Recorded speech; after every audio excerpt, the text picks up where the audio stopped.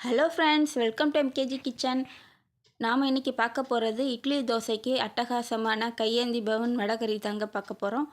நம்ம என்ன தான் இட்லி தோசைக்கு சட்னி சாம்பாருன்னு வகை வகையாக வச்சாலும் ஆனாலும் இந்த வடகறி வச்சு சாப்பிடும்போது அவ்வளோ டேஸ்ட்டாக இருக்குங்க.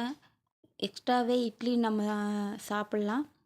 அதுவும் அந்த சென்னை ஸ்பெஷல் வடகறி நாம் வீட்டிலையே எப்படி செய்யலான்றதை பார்க்கலாம் வாங்க.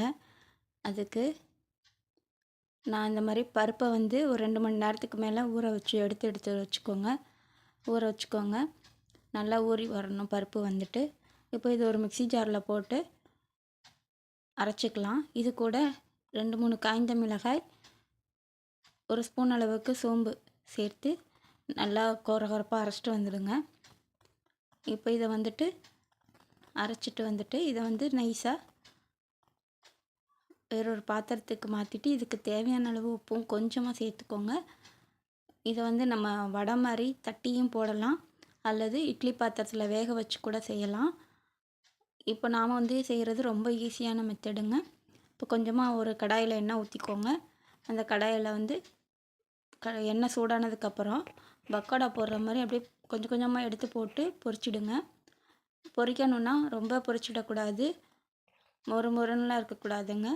நமக்கு ஓரளவு அந்த கலர் மாறி வந்தாலே போதும், சாஃப்டாக தான் இருக்கணும். அந்த ஸ்டேஜில் எடுத்துடுங்க. அதில் இருக்க எண்ணெயெல்லாம் வடிகட்டிக்கலாம். இந்த கடலைப்பருப்பை மட்டும் ஒரு பக்கம் ஓரமாக எடுத்து வச்சுடுங்க. இப்போ வாங்க எப்படி செய்யலான்றதை பார்க்கலாம். அடுத்து ஒரு கடாயை வச்சுக்கோங்க. அதில் கொஞ்சமாக எண்ணெய் விட்டுக்கலாம். பட்டை, கிராம்பு, சோம்பு போட்டுக்கலாம் 1 ஸ்பூன் அளவுக்கு. பிரியாணி இலையும் போட்டுக்கோங்க. இது கூட நல்லா பெரிய வெங்காயத்தை 2 வெங்காயம் கட் பண்ணி வச்சுருக்கோம், இதை சேர்த்துக்கலாம். இது கூட பச்சை மிளகாய் 2-3 நல்லா நடுவில் கீறி இது சேர்த்துக்கோங்க. இது நல்லா எண்ணெயில் வதக்கிக்கலாம்.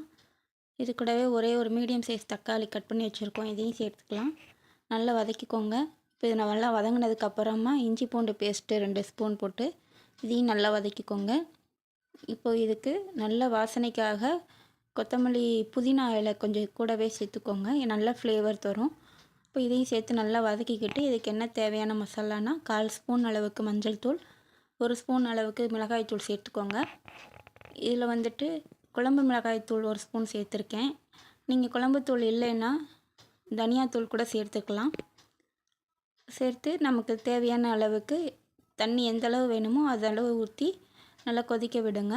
இப்போது இந்த ஸ்டேஜில் நாம் இந்த கடலைப்பருப்பை போட்டு வடை எடுத்து வச்சுருக்கோம் பாருங்கள், அது நல்லா உதிரியாக இருக்கும். அதை எடுத்துகிட்டு இதில் சேர்த்துக்கலாம். இப்போ இது எல்லாத்தையும் சேர்த்து நல்லா கொதிக்க விடுங்க. நம்ம ஊற்றின தண்ணியெல்லாம் வற்றி நல்லா திக்கான பதத்துக்கு வர ஆரம்பிக்கும். நம்ம இந்த ஸ்டேஜில் உப்பு தேவையான அளவு உப்பு காரம் செக் பண்ணி போட்டுக்கோங்க. வேணும்னா இந்த டைமில் போட்டுக்கலாம். இது கூட நல்ல ஒரு வாசனைக்காக ஒரே 1 ஸ்பூன் மட்டும் கரம் மசாலா சேர்த்துக்கலாம். நல்லா டேஸ்ட்டாக இருக்குங்க, சூப்பராக. பாருங்கள், நல்லா தண்ணியெல்லாம் வற்றி வந்துடுச்சு. பார்க்க எவ்வளோ திக்காக நல்லா ஒரு பேஸ்ட்டாக வந்திருக்கு பாருங்கள். நாம் இந்த மாதிரி செஞ்சு சாப்பிடும்போது ரொம்ப ஈஸியாக இருக்குங்க. ஒரே மாதிரி இட்லி சட்னி சாம்பாருன்னு சாப்பிடாம இந்த மாதிரி ஒரு தடவை வடகறி வச்சு சாப்பிட்டு பாருங்கள். கண்டிப்பாக எக்ஸ்ட்ராவே 2 இட்லி உள்ளே சாப்பிடுவாங்க.